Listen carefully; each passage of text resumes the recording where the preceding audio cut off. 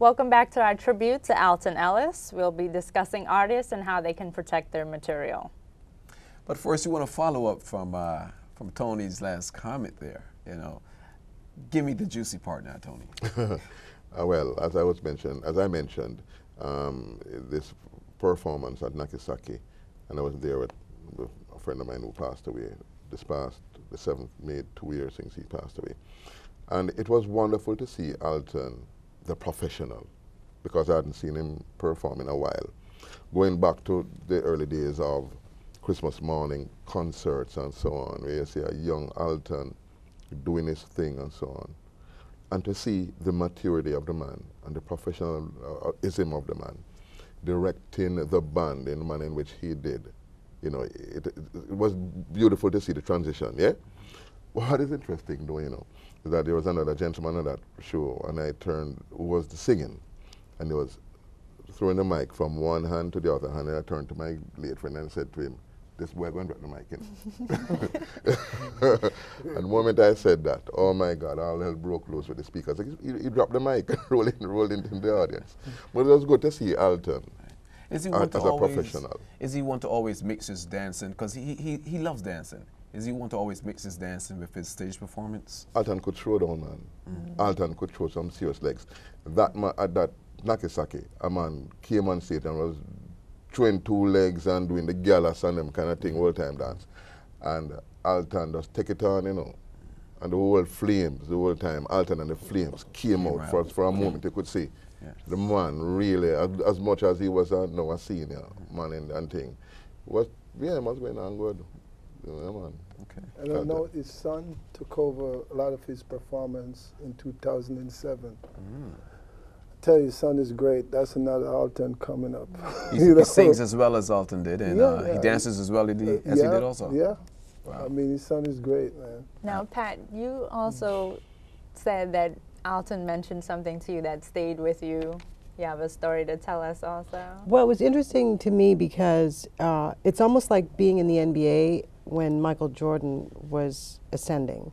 To be a reggae artist in the lifetime of Bob Marley, when Bob Marley was actually a working artist, must have been difficult because there's so much talent, and talent that was comparable, you know, in other ways to Bob's. And one of those people was Alton Ellis.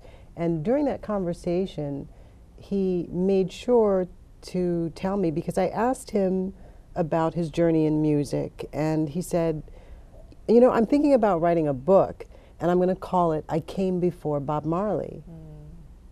So I think that's a very loaded comment from him, and it sort of expressed what I'm sure is the, frustration of the artists of that time, you know, to have worked so hard so many years before Bob Marley recorded or was noticed, and then to really live your life in that shadow.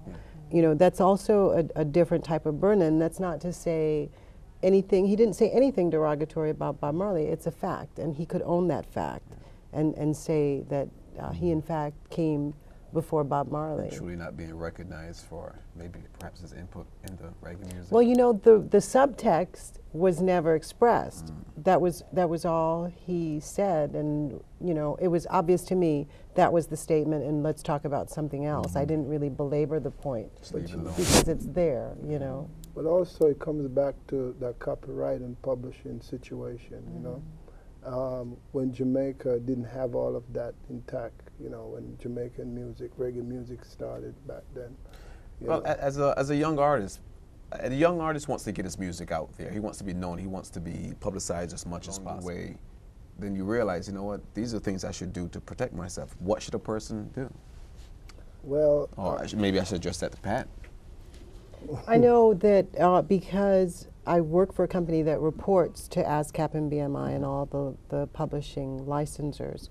A lot of the time that information is not available for reggae artists. So I think you could make that statement you just did, Richie, years ago, but because the story's been told, and Bob Marley lived, James Brown lived, and they tell nightmare stories, Isaac Hayes, about their publishing or their copyrights being abused or their intellectual or creative property being violated, because those stories are all documented, I don't think artists today really have too much of an excuse. If they value their work, if they value what they contribute to their music, then they will protect it.